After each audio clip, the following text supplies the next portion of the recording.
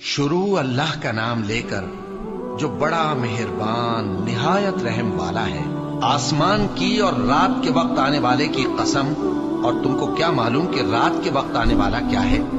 وہ تارا ہے چمکنے والا، کہ کوئی شخص ایسا نہیں جس پر کوئی نگہبان نہ ہو۔ تو انسان کو دیکھنا چاہیے کہ وہ کاہے سے پیدا ہوا ہے۔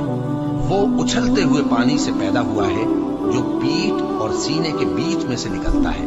بے شک وہ یعنی خالق اس کو دوبارہ پیدا کرنے پر قادر ہے۔ جس دن دلوں کے بھید جانچے جائیں گے تو انسان کی کچھ پیش نہ چل سکے گی اور نہ کوئی اس کا مددگار ہوگا۔